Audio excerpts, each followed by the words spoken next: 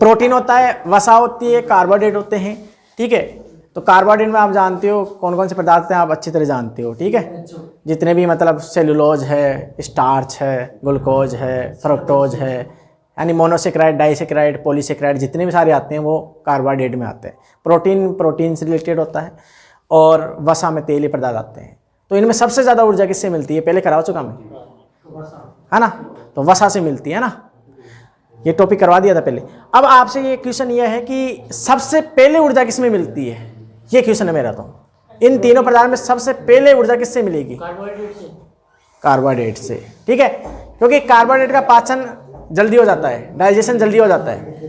ठीक है, तो यहाँ एक नोट करने की बात क्या है कि सबसे ज़्यादा जो ऊर्जा मिलती है, ये लिख सकते हो आप, भोजन, कौन कौन सा भोजन, वसा है, प्रोटीन है और कार्बोहाइड्रेट।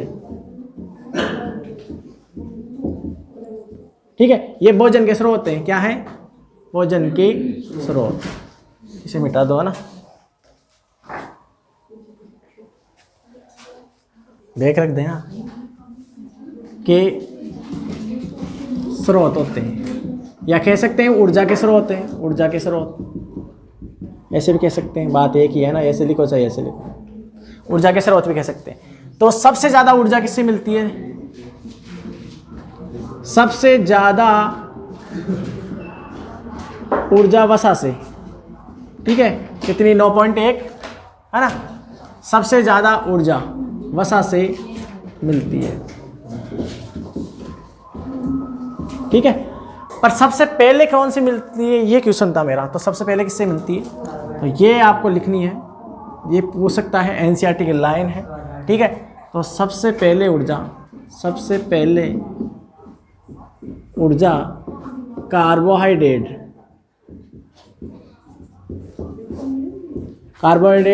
यानी शर्करा कह सकते हो, या ग्लूकोज कह सकते हो आप, क्योंकि ग्लूकोज ही बनता है लास्ट में। ठीक है, से सबसे पहले कार्बोहाइड्रेट से ऊर्जा प्राप्त होती है। ठीक है, इसलिए ज़्यादातर आपको, जैसे ये चावल खाते हैं जिसमें स्टार्च होता है, जल्दी पाचन हो जाता है। ठीक है, ये देखा होगा ना आपने, एक बिहारी सब पे भारी, है ना, तो उसमें ज़्यादा बिहारी को ज़्यादा चावल खाना पसंद होता है। तो कुल मिलाकर के जल्दी ऊर्जा गेन होती है उन्हें। ठीक है, इसलिए तो देखो ये लिख लिए। अब यहाँ पर हम कुछ लाइन लिख रहा हूँ मैं। ठीक है, जहाँ पर एक क्वेश्चन था वो भी आएगा। क्या हो रहा है, तो देखो ध्यान से, कार्बोहाइड्रेट है, कार्बोहाइड्रेट में बता ही दिए, जितने भी हम सेलुलोज, स्टार्च, ठीक है, शर्कराएँ, चाहे फ्रक्टोज हो, ग्लूकोज हो, ठीक है, ये आती है। अब ये सब टूटकर ग्लूकोज में बदल जाती है। किस में बदल जाती है, ग्लूकोज में, यानी C6H12O6 में। ठीक है, ये ऊर्जा का क्या है, रूप, मतलब इसी से ऊर्जा मिलती है, इसकी मेन ऊर्जा का यही है। अब यहाँ पर क्या होगा, देखो अब ध्यान से। ठीक है, अब देखो यहाँ से क्या होगा, रोक देता हूँ, अरे उससे तो कोई दिक्कत नहीं, आवाज़ तो है, तो जाने दे, इसको रोक देना। आगे देखो ध्यान से, ग्लूकोज जो होता है, ठीक है, ये ग्लूकोज का एक मॉलिक्यूल है। ठीक है, एक मॉलिक्यूल यानी एक अणु है ग्लूकोज का। यहाँ से क्या होता है, ठीक है, यहाँ से बीच में एक साइकिल चलती है। ठीक है, साइकिल कौन सी है, एटलस है कि रेंजर है, ये कौन सी हो सकती है। ठीक है, यहाँ से एक चलेगी ग्लाइकोलाइसिस प्रोसेस, ग्लाइकोलाइसिस। ठीक है, ग्लाइकोलाइसिस एक प्रोसेस चलती है जिसे हम बोलते हैं, ग्लूकोज की उपस्थिति में ये पढ़ेंगे हम पूरी प्रोसेस।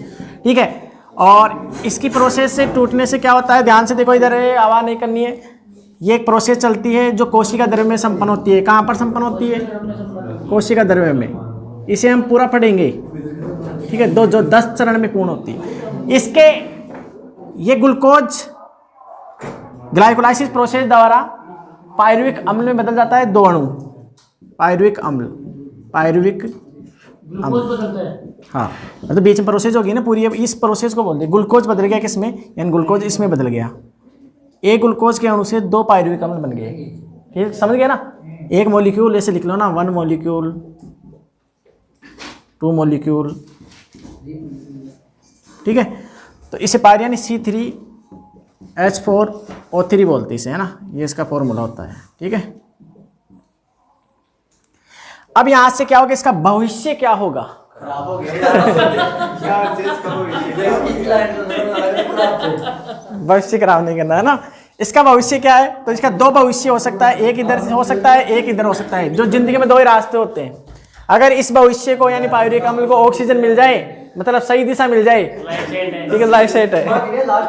हाँ, तो इसमें देखो, अगर O2 की उपस्थिति, अगर O2 रेस मतलब हद ही हो गई, मतलब अगर एक ग्लूकोज के अणु से 2 पायरुविक अम्ल बनने की प्रक्रिया को ग्लाइकोलाइसिस करते हैं, पूरे 10 चरण हम पढ़ेंगे इसको। यहां से इसका भविष्य का, अगर इसे ऑक्सीजन मिल जाए, मतलब अच्छा मार्गदर्शन मिल जाए, तो इसका भविष्य यह है कि ये चला जाएगा क्रेब्स चक्कर में। कौन से चक्कर में चला जाएगा, क्रेब्स। क्रेब्स कैसे लिखते रहे हिंदी,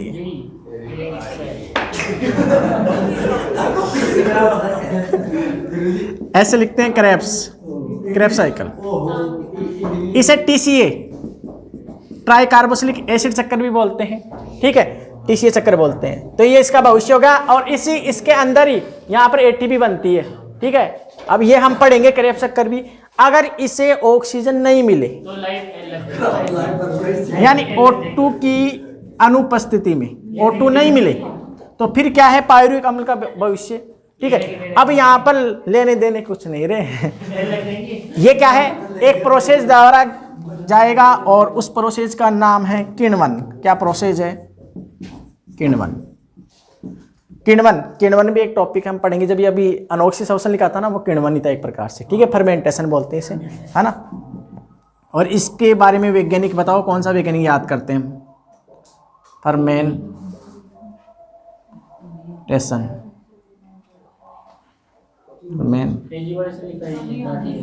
लुईस पॉस्चर को याद नहीं करते किण्वन में, लुईस पॉस्चर।